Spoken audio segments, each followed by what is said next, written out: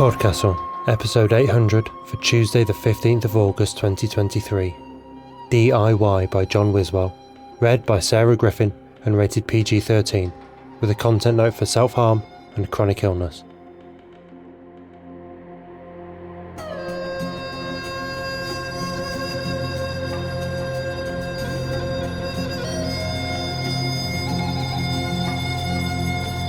Good morning, good day, good afternoon and good evening, and welcome to PodCastle, the flying castle of fantasy fiction.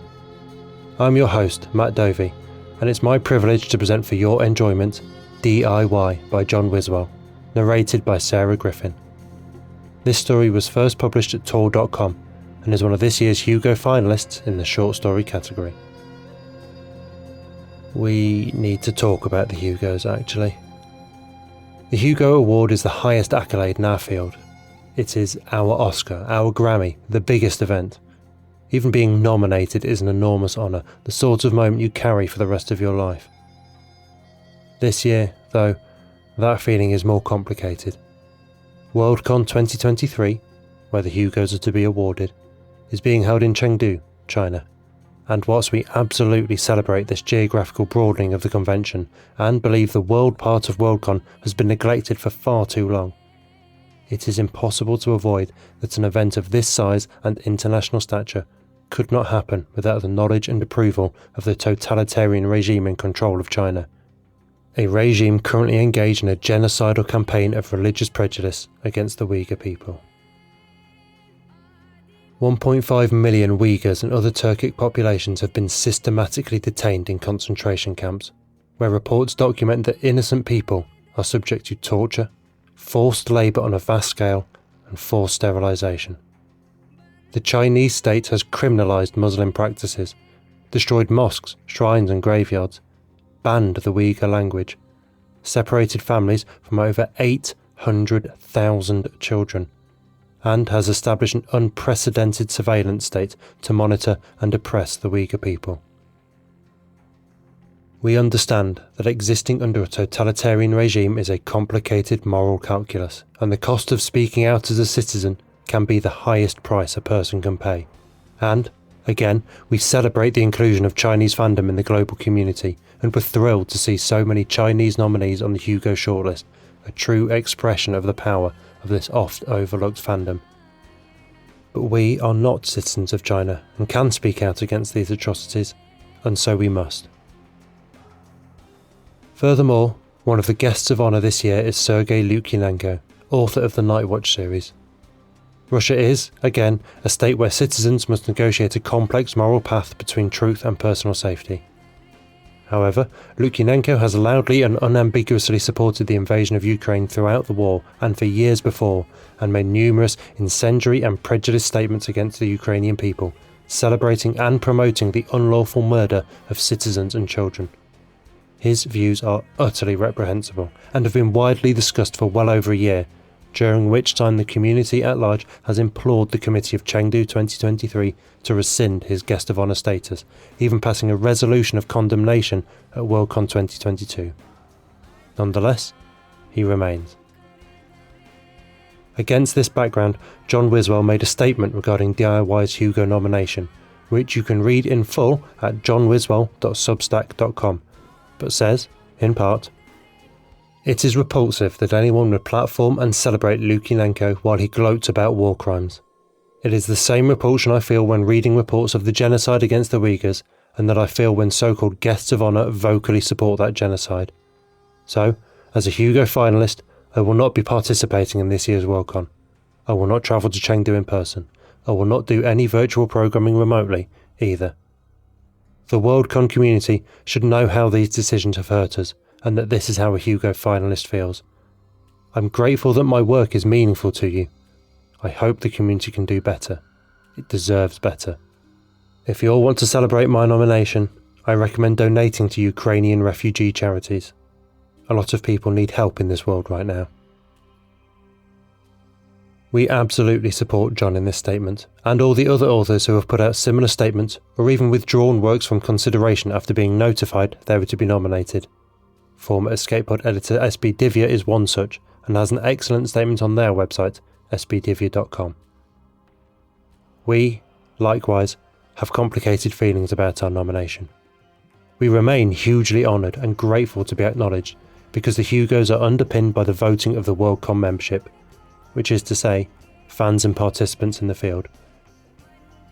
But this year we cannot disentangle that honour from our horror at events in both China and Ukraine, and we utterly condemn the cruelties being practised in the name of nationalism. We urge you to remain aware of the evils of this world, to pressure and protest to your local democratic representatives in whatever ways are possible for you, to shout loudly and not allow these awful acts to pass unseen and accepted as the price of international diplomacy. Millions are suffering and dying, and our silence is complicity. But we also stand in support of the Chinese fans who share our horror, but are unable to speak out due to the state apparatus arranged against them. Right, how about a story? John Wiswell is a disabled author who lives where New York keeps all its trees. He has won the Nebula Award for Best Short Story for Open House on Haunted Hill, and the Locus Award for Best Novelette for That Story Isn't a Story.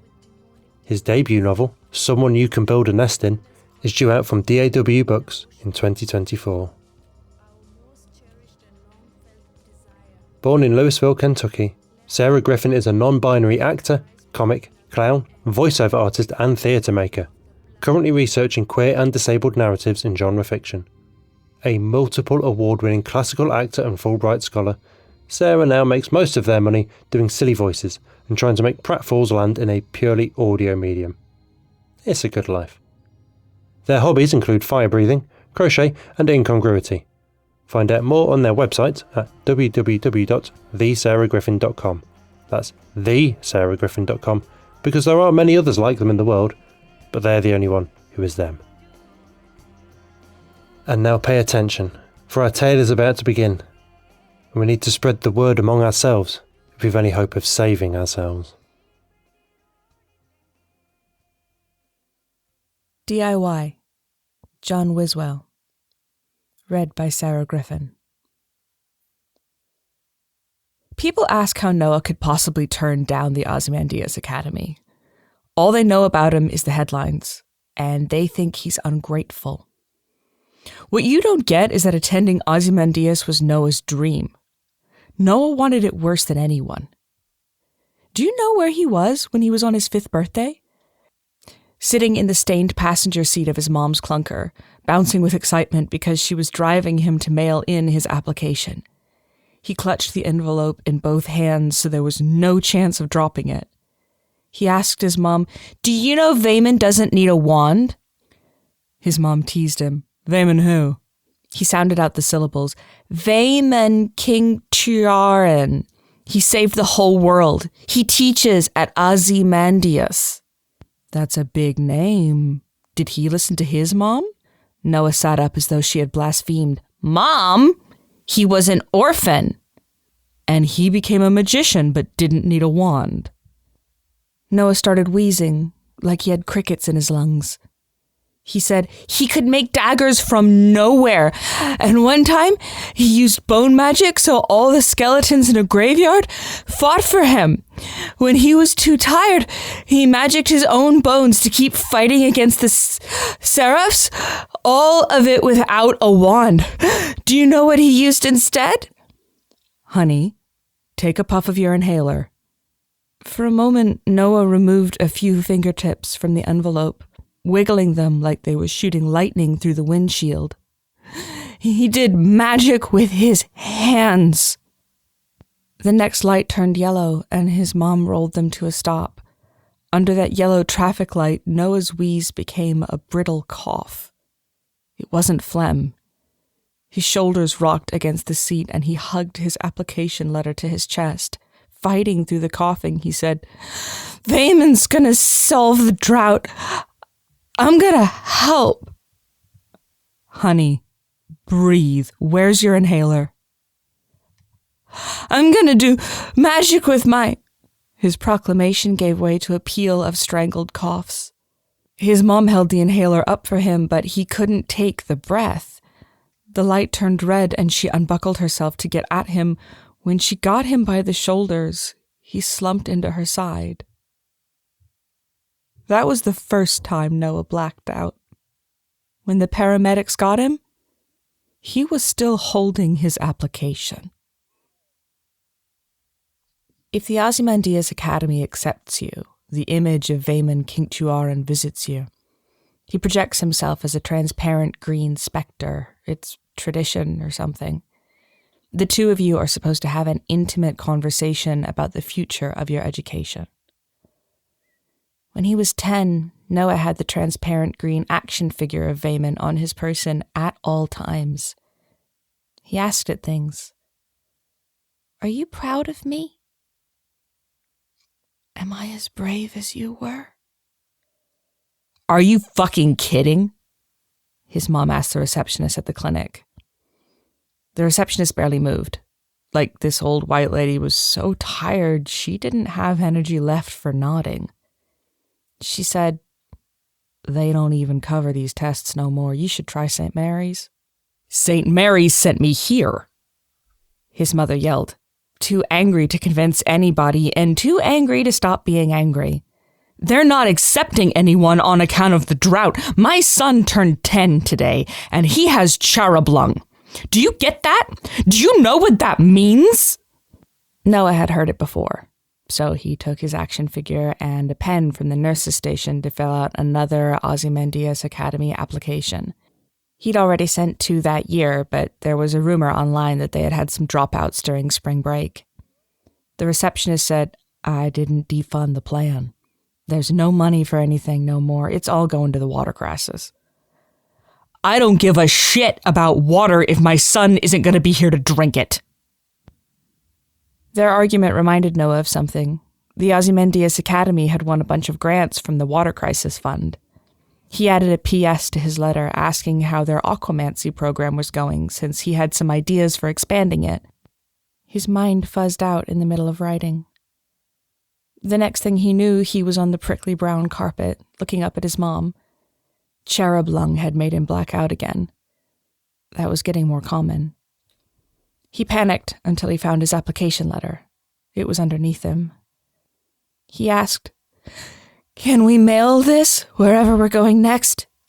Carrying him out of the clinic, she said, "If you want to be a wizard so bad, why don't you study that shit on your own?" It was Noah's 15th birthday when Vayman finally visited. It was mid-afternoon. Noah was in his bedroom with the blinds drawn like an appropriately pissy teenager, hunched over his concentrator rig. A concentrator is one of those baby's first levitation kits, a series of glass rods with minor magical charge that can float briefly in the air. Noah repurposed the kit to draw water from the air itself. After a week of tedious experiments, he had a cup 1/4 full of water. Or was that 3/4 empty? The rest of the cup filled with green spectral presence, and there came the image of a wizened man wearing spectacles and a pointed hat. Vayman threw his arms out and bellowed, "Noah Bine, I welcome you to this autumn's class of the Ozymandias Academy of Magic and Mystery. It is time to create what endures." Noah held on to his desk, as though to prevent himself from floating away. "Is this real?" "It is." Noah tried to swallow. "I got the scholarship? Really?" Vayman's famous voice boomed. "There is very limited financial assistance for students who join the academy as late as you. The acceptance itself is a miracle." "My mom just came off of 3 back-to-back shifts. Please, keep your voice down." Noah sure wasn't floating now. His elbow bumped a stack of bills and denial letters from healthcare providers. He asked, "What did I qualify for? We're worse than broke." Vayman folded his arms down at the 15-year-old boy. "Greatness requires sacrifices." Noah felt a burn in his veins, like he was poisoned with a seraph's venom. He gestured to the glass concentrator on his desk and the 1/4 cup. "I made water. I used the magical processes I talked about in my application. It needs work, but it's real water.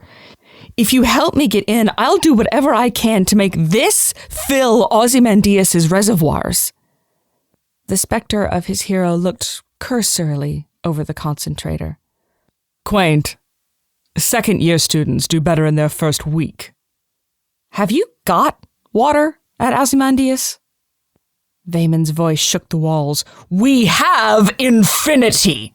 Are you going to turn down the invitation of a lifetime? If you have infinity, can you help me out? People helped you out when you were a kid? Me? Vaymon scoffed. I got where I am by working harder than anyone else. Yeah, you worked hard, Noah said, more asthmatic rasp climbing in his voice. He reached for his inhaler. But you had your inheritance, and those legendary guardians, and your friends. With help, you stopped the Seraph. All I'm asking for is a little of the help you got. This is a disappointment, Noah, said his hero. This acceptance should have gone to someone who actually wanted it. Noah says he didn't cry. But whenever he tries to tell the story, he winds up coughing until he passes out before he can finish. I know he tossed his inhaler at the specter and screamed every expletive he knew. What made him stop was hearing his mother stir in the other room and the wave of guilt that brought on. He couldn't speak without yelling anymore, and he couldn't yell without robbing his mom of sleep. Of course he collapsed. He lay on the floor for hours after the phantom of his hero walked out on him. You could tell Noah was a smart guy because he watched my channel. Mook's Potluck was, and still is, thank you, your one-stop shop for practical magic tips and horror movie opinions. At that time, my channel had already been banned twice for discussing forbidden arts. I always knew I was onto something when my channel got flagged. Noah's was one of the whopping 27 views I got on my first video about seraph bones and the composition of wands. I was really into speculation on what Ozymandias did with seraph bones to build their magical devices, and how much angelic magic lingered after the death of an angel. Meanwhile, Noah was scraping the internet for info on how to build his own wand. He kept getting into fights in my comment sections. You can't tell everybody's age, but the zeal he had for arguing with randos screamed teenager with too much free time. And he was usually right. He wouldn't let anyone shit-talk my pronouns. My favorite was, how are you going to memorize spells into dead languages if you can't even remember Z-Zer? And if they made fun of my wheelchair, he'd spew flames before I even had the chance to ban them. I still banned them after he murdered them with words. Eventually, we started DMing. Sometimes about magic, sometimes anime gifs. We spent a lot of Friday nights sending each other bone magic jokes. We were so bad at flirting. We were going to see one of those angel-themed horror movies that boomers say are tasteless because of the war, but I just can't get enough of them. Have you ever watched one? These whirling CGI nightmares of limbs coming after people who can't act. It's hilarious. I picked the park where we'd meet. Noah was going to wear a pirate shirt, and I was still so nervous that I wouldn't recognize him.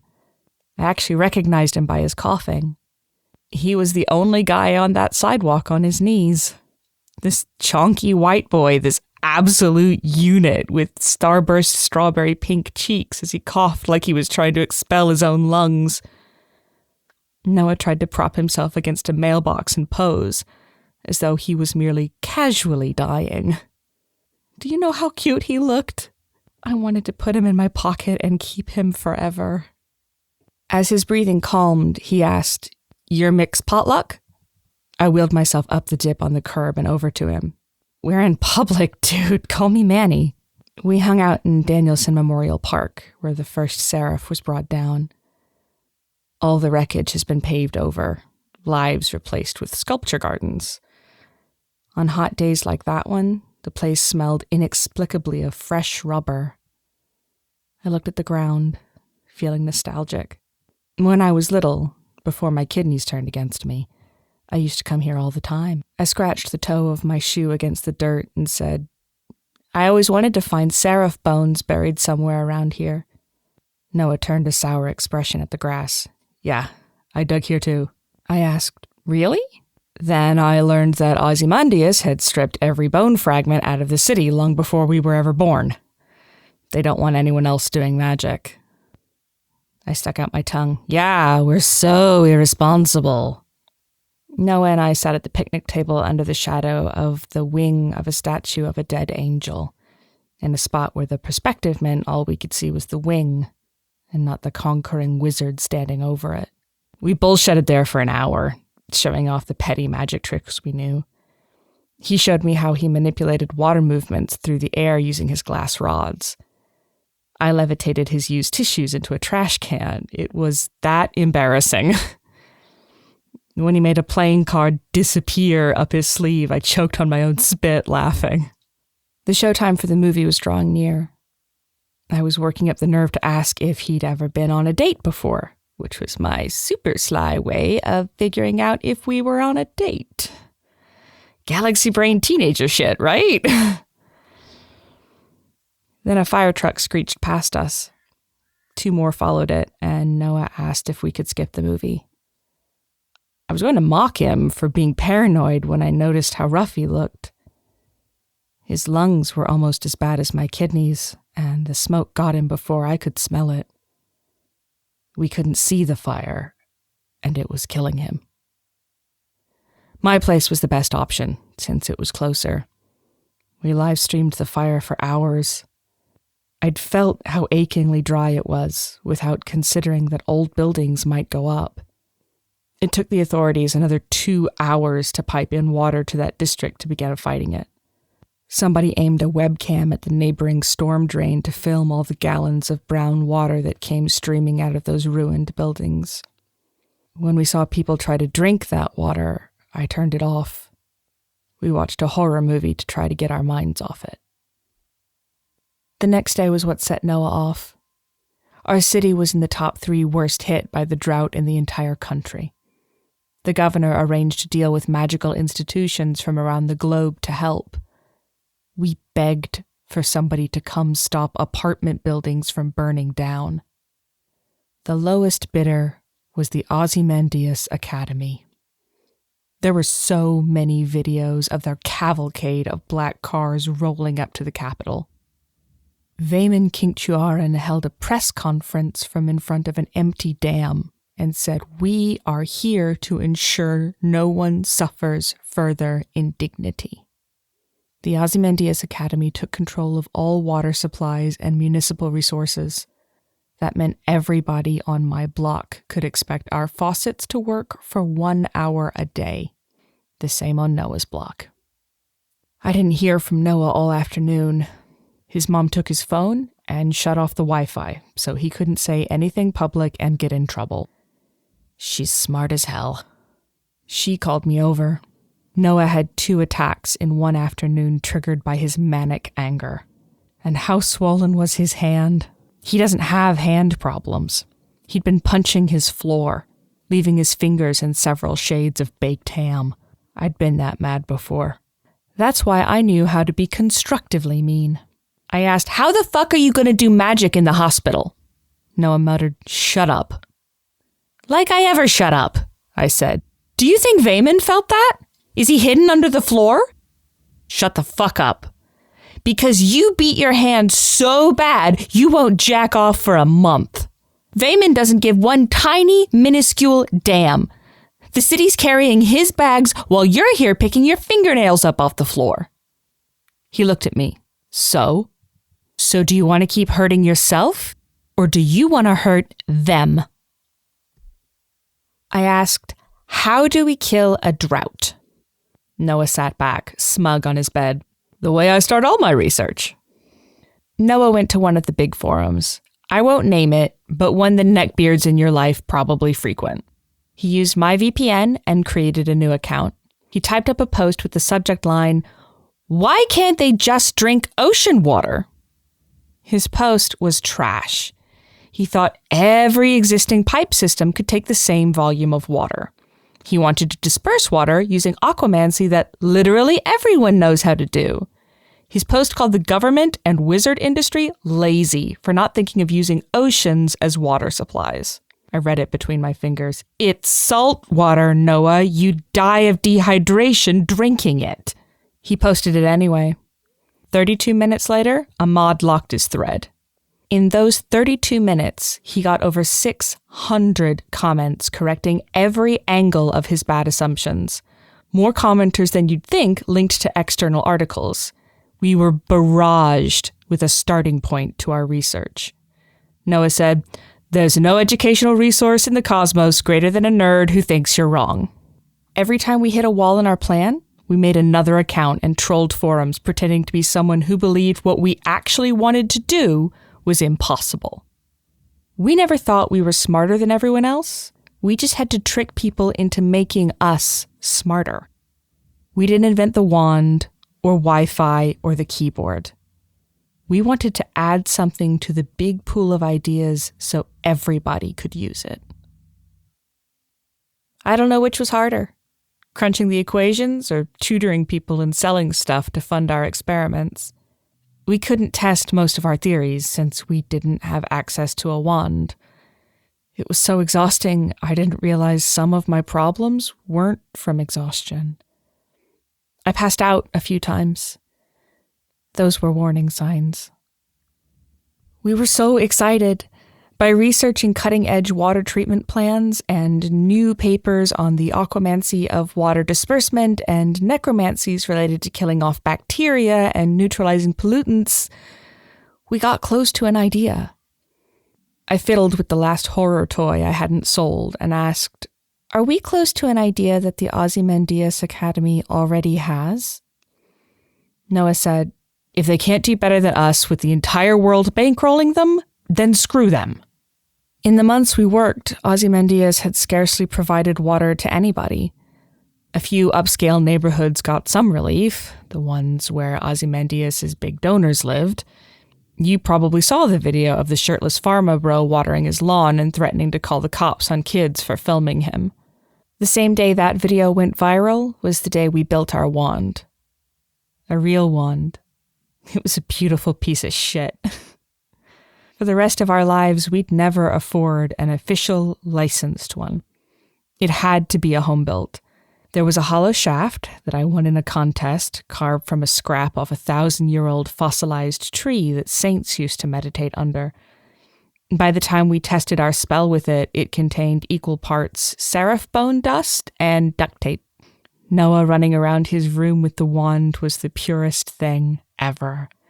He wore a welding visor and firefighter gloves just in case.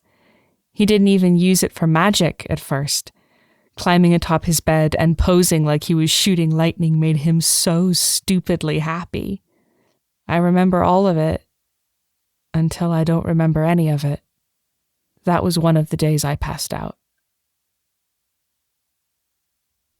Trolls blame me.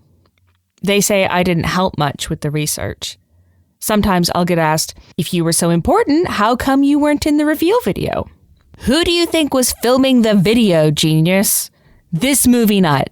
That's who. I took the time to find a spot with good lighting and get the framing right in landscape mode, which is a great modern discovery some wizards should make. I parked my chair far enough away to get a good shot of Noah and anybody who passed by. He had this little table and "free water" sign. A surprising number of people trusted him enough to stop. More wanted a sip than wanted to talk. They lingered, though, after he made the empty cups refill in front of their eyes. "Where's it hidden?" asked a middle-aged woman, who checked under his table for a hose. There wasn't any. He waggled his wand. "It's not a trick. It's a brand new spell." People drank. A couple of old chess players split a cup to cool their brows. One guy in a blue three-piece suit literally tossed an entire cup of water onto himself and ran away cheering. This city was thirsty. Soon I wasn't the only one filming him.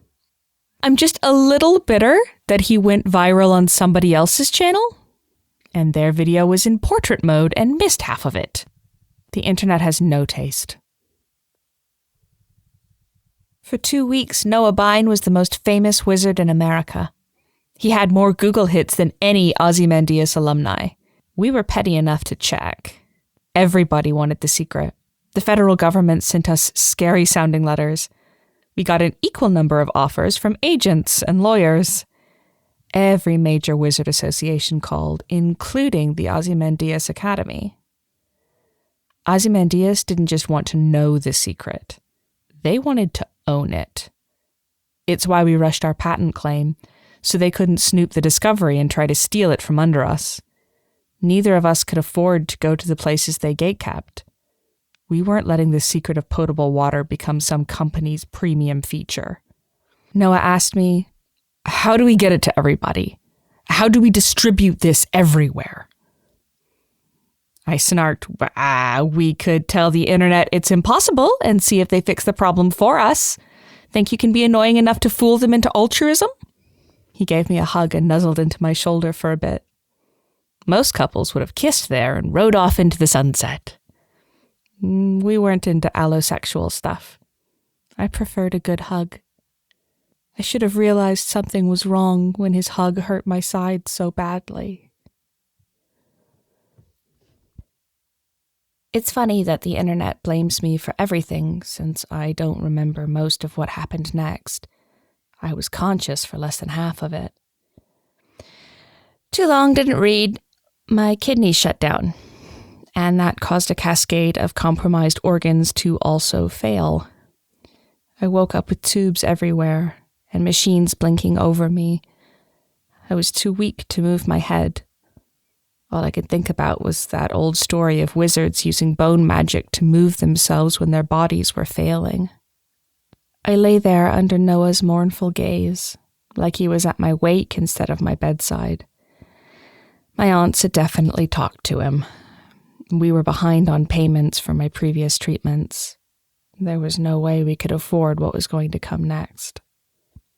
Looking up at him, I said, maybe we should have studied bone magic instead. Come on, Manny, you're going to be fine. Think of the cool skeleton friends you'd have. Can I do anything for you? I could put on a scary movie. It can be as trashy as you want. My eyes were so tired that I closed them.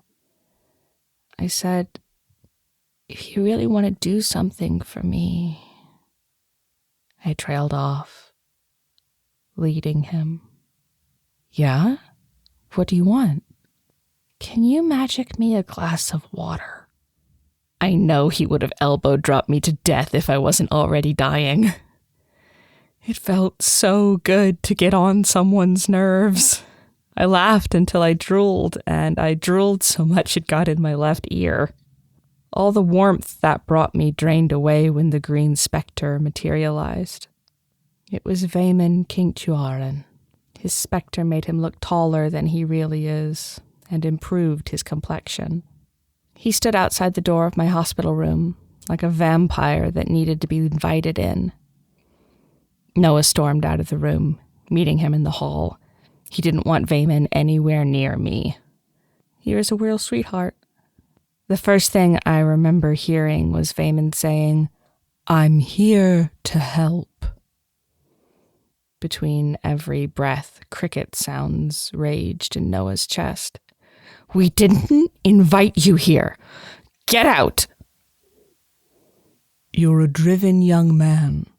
You applied to the academy again and again. You know Ozymandias can help your friend. Manny is more than a friend, and Z doesn't trust you, and neither do I. The money the Ozymandias Academy is offering will let you hire whomever you do trust to help. There was a pause. I strained to listen. Noah said, What are you asking me? To help us achieve the greater good. You have people in the patent offices. You know the secret by now. Go use it. The Ozymandias Academy does not spy. Noah made a crackly half cough, half laugh. He gestured with his inhaler. Everybody knows you do. But I won't sue you if you use it. That's what you want, yeah? We need more than that. I don't get it. I already said you could use our spell. What is it you want? Vaymon's voice deepened. No organization in the world does more good through owning patents than the Ozymandias Academy. You want to own our fucking patent? No! I'll fucking die first! It's not your death that you're concerned about. That's why those motherfuckers at the Ozymandias Academy show up as phantoms. When Noah threw his inhaler at him, it passed right through his emerald green image. Noah threw that, then my lunch tray, then the table it had sat on. Things clattered and rained down on the linoleum floor, and if I could have sat up, I would have handed him my IV stand to throw with it. The next thing on the floor was Noah, sinking to his knees in a coughing fit. The cricket chirp sounds of his breathing swarmed. He couldn't fight Vaymon and the Ozymandias Academy. He could barely fight for breath. We had to sign. The morning I was discharged was the hottest on record. Just looking at the sliding glass doors felt like it had burned my fingertips. Under my gown, I felt like a bunch of steaks somebody stapled together that the doctors had mistaken for a survivor. Maybe the heat out there would cook me. Noah said, "Don't look at the internet. It'll make it worse." I looked. That same morning. Ozymandias put out a statement saying they'd cracked the water crisis while working with ambitious amateurs. Full water supplies were restored to a limited number of counties around our state. Videos of sprinklers in rich neighborhoods, few of them actually in our city. The Ozymandias Academy helped a water park reopen. That was the greater good our breakthrough went to give everyone a place they can be refreshed at a public business that charged $99.99 per admission. I went back to my aunt's apartment where the taps were all dry. Noah came with me. Legally, I'm going to say we dwelled in our defeat and did absolutely nothing. Legally, I'm going to say it wasn't us. I was half dead. We were just ambitious amateurs. How could what happened next have been us? Whoever did it was fucking brilliant, though. Somebody took our patented spell. Now it was the Ozymandias Academy's patented spell, and posted every detail about it in one of the biggest forums on the internet. They used a VPN and a new account, so there was no tracing who did it. By the time the Ozymandias Academy's lawyers got the forum to delete it, the information had been downloaded 13,642 times.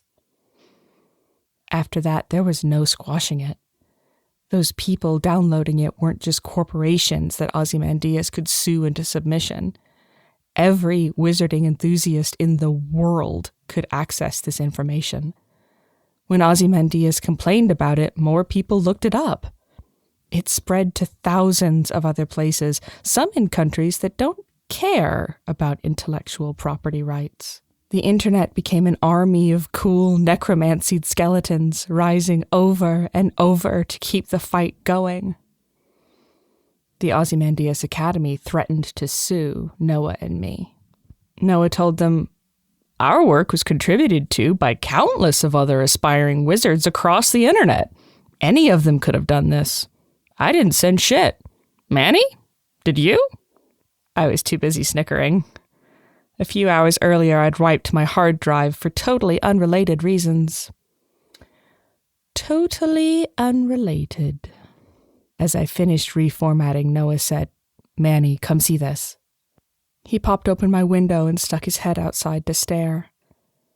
I wheeled my way over to him. Through the window, crisp air swirled in through my room, like the first breath you take after a nightmare. It was a damn sight less hot than anything in the forecast for today. It was downright humid. I didn't understand until I saw the gray clouds. There were people on every roof I could see from the window, and others running along the street. It was like a spontaneous block party, with everybody looking up at the sky. Little pinpricks appeared along my windowsill and the car roofs and awnings across the street. Folks carried empty pitchers and cups to catch what fell. Something cool spattered against the back of my right hand. The people of this city took our secret and used it to make rain. It went on for hours and hours, one of which became a viral phenomenon. Viral rainfall. Thousands of people pooled whatever scraps of magic they had so that everybody, no matter how special they were supposed to be, would have enough to drink. It was smarter than anything Noah or I ever thought to do. Something you could only do as a vast group. All of you really taught us.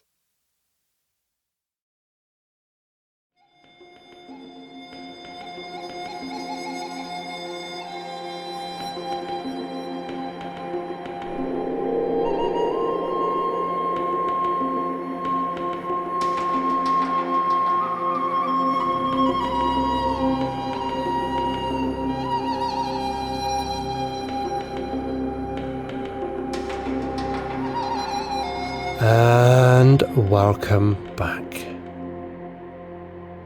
That was D.I.Y. by John Wiswell, and if you enjoyed that, I'd particularly recommend 8-Bit Free Will, which reran as episode 654. He's also had stories at Escapepod, Pseudopod and Cast of Wonders though, so you're spoiled for choice. John had this to say about D.I.Y.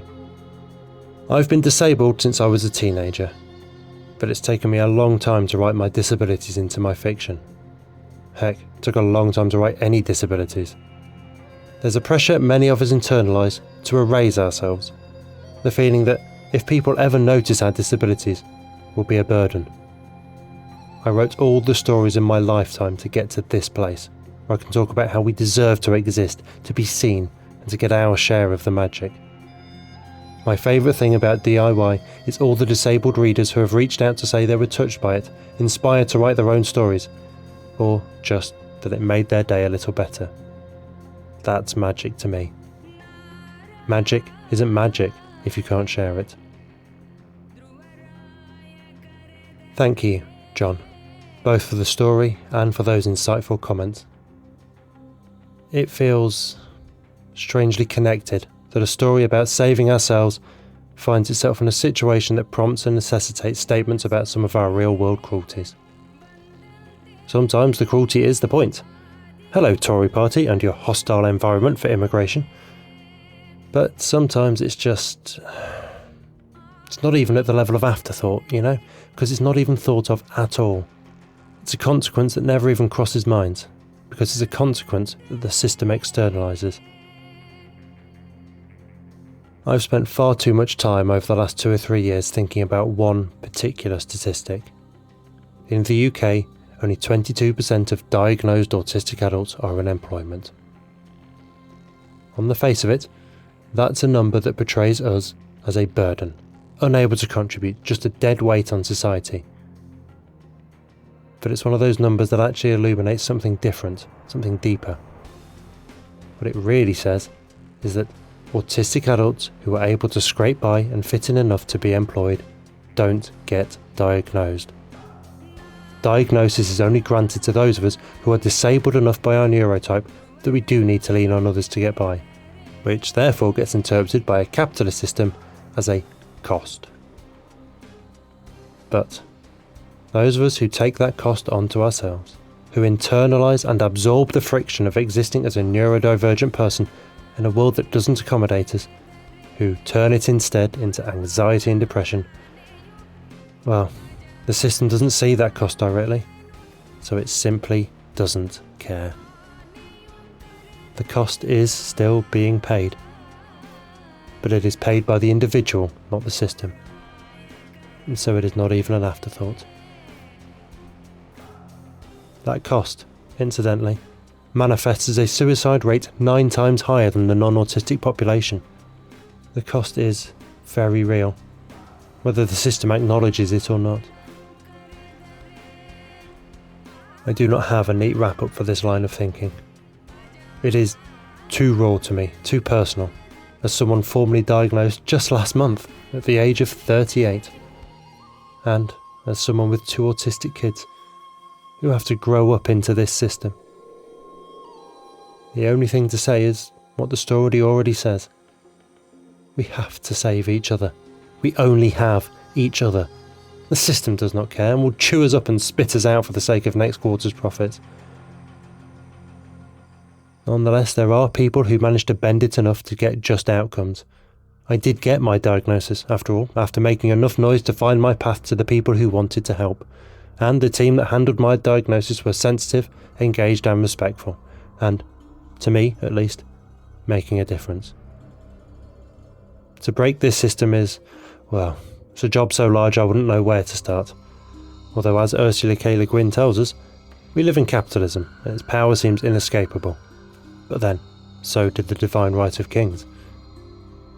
But we can all start being the sort of people who press against the edges of that system every day, bend it just enough to let kindness, humanity back in, to make it bear some of the costs it tries to force on the rest of us, be that the mental dissonance of existing under it, or the environmental costs to the commons that it also externalises. And I guess a rock slide is made up of countless pebbles, and big acts are made up of a million smaller acts beneath. If we all put our weight on the system to allow 1,000 acts of kindness each day, maybe, eventually, it will all be about kindness. We can dream.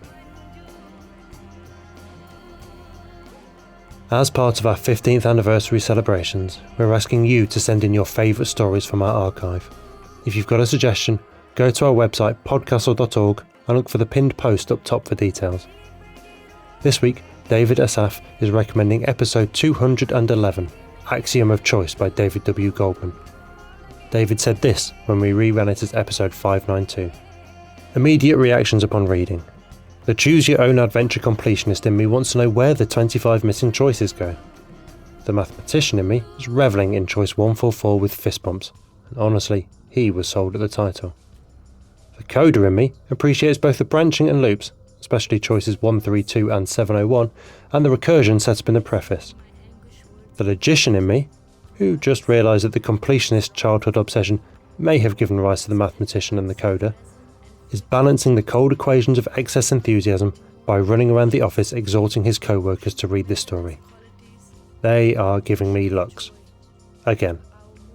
So yeah, this story really is the best thing I've read in 2019, and I finished freaking Gnomon in January. Thank you for bringing this one back so I could discover it. PodCastle has made my day. Thank you, David, and you're welcome. That was our show for this week. On behalf of everyone at PodCastle, your co-editors Shingai Enjeri Kagunda and Eleanor R. Wood, assistant editor Caitlin Zavanovich, audio engineers Devin Martin and Eric Valdes, forum moderator Ossicat and our many wonderful first readers, Andrew Cahoe, Craig Jackson, Amalia Harrington, Julia Patt, Kieran Corsini, Ryan Cole, Sarah S. Messenger, Sophie Barker, Shrikripa Krishna Prasad, Tava Nova, Tierney Bailey, Zeev Witties, and myself, Matt Dovey. Thank you for letting us share another story with you. The legal bit. PodCastle is part of the Escape Artists Foundation, a 501c3 non-profit, and this episode is distributed under the Creative Commons Attribution Non-Commercial No Derivatives 4.0 International License. That means you can share it, and please do, but you cannot sell it and you cannot change it. If you want specifics, check creativecommons.org. Our music is by Shiva in Exile. Everything we do on PodCastle is 100% donor funded, and if you'd like to support what we and the rest of EA do, please join us on our Patreon at patreon.com/EA podcasts. Prefer another method? There's details for supporting us via Twitch, Amazon Prime, Ko-fi and PayPal on escapeartist.net. We'll be back next Tuesday with another fantastic tale. In the meantime, you might care to check our sister podcasts, Escape Pod for science fiction, Pseudopod for horror, Cast of Wonders for YA speculative fiction, and Cat's Cast for speculative cat stories. If your heart belongs to us, though, we'll see you next week. Be safe and be kind.